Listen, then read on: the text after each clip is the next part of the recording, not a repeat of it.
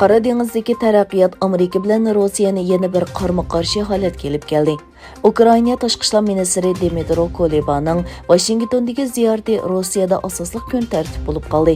Amerika tashqi ishlar ministri Antony Blinken biz Rossiyaning rayondagi odatdan tashqari harbiy faoliyatini ko'ryapmiz. Biz Rossiyaning 2014-yili Qrimga tajovuz qilishga o'xshash yangi bir tajovuzchilik urinishidan andisha qilamiz dedi. Xitoy doiralari o'qituvchi san'atkor Badyosovning Italiyada rasm ko'rgazmasi o'tkazishiga norozilik bildirdi. Lekin Italiya ko'rgazmani amaldan qoldirish talabini rad qilish orqali fikr erkinligini qo'g'didi.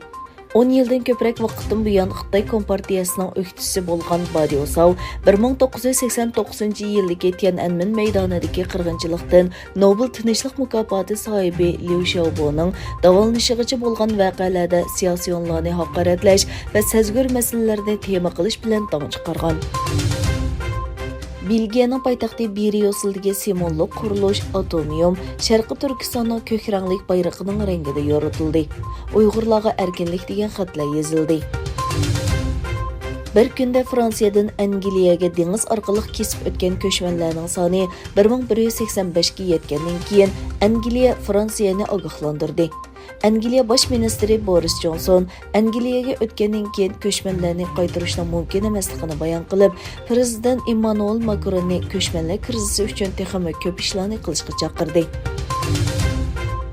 Fransiya, Germaniya va Italiyaning chaqirig'i bilan Fransiyaning poytaxti Parijda xalqaro Liviya yig'ini o'tkazildi. Liviyadagi eng yangi o'zgarishlar muzokara qilingan yig'inga Amerika va Rossiyani o'z ichiga olgan nurg'un davlatlar qatnashdi. Yig'indan keyin e'lon qilingan bayonotda Liviyadagi har qaysi taraflar 24-noyabr o'tkazilmoqchi bo'lgan saylovga hurmat qilish va natijani qabul qilishga chaqirildi. Afg'onistonning poytaxti Kabulning g'arbidagi shialar ko'p sonliqni egallaydigan rayonda minibusga qo'yilgan bomba portlatildi. Taliban amaldorlarining aytishicha, portlashda 6 odam qazo qilgan, 7 odam yaralangan. 2022-yillik Dunyo Longqisi Yevropa rayoni shallash musobaqasi G guruhining 9-haftalik musobaqasida Jabal tarixni kutib olgan Turkiya davlat komandasi 6-0 natija bilan g'alaba qildi. Bu natija bilan ular nomerini Norvegiya bilan tanglashtirdi va umumiy kirgizgan to'p sonidagi bir farq bilan Gollandiyadan qolsalar guruhida 2-chi bo'ldi.